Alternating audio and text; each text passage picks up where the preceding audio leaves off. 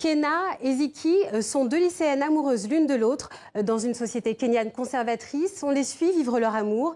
C'est le film Rafiki de la réalisatrice Wanuri Kayu, sélectionné dans la catégorie Un premier regard au dernier festival de Cannes.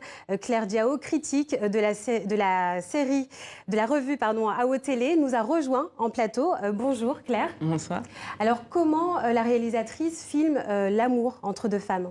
Rafiki, donc, c'est un long métrage qui aborde cette relation amoureuse entre deux jeunes femmes, une situation un peu taboue au Kenya, où on sait que c'est passible de 14 ans de prison. Donc ce qui est très intéressant, c'est l'approche qu'en a la cinéaste. C'est une cinéaste qui s'était déjà fait connaître avec un court-métrage qui s'appelait Pumzi, court-métrage de science-fiction qui avait eu un succès à l'international.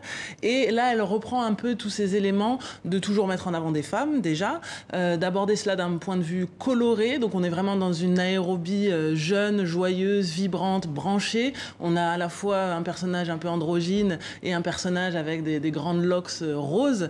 Et donc c'est un film moderne, urbain, jeune, et surtout axé sur ce rapport dans la relation amoureuse entre le son, l'image, comment en fait isoler ces deux personnages par rapport à la société qui finalement est réfractaire à cette histoire d'amour. Alors ce film détonne dans la société kenyane, il a d'ailleurs été censuré et c'est pas la première fois que ça arrive.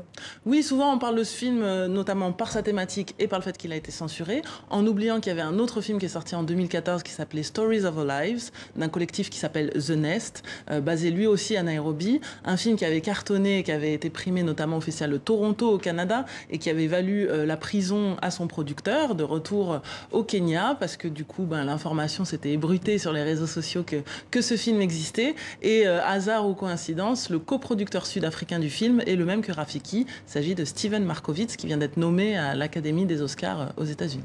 Alors certains taxent du coup les réalisateurs africains de copier sur les réalisateurs occidentaux pour le traitement qu'ils ont de la cause LGBT dans leurs films.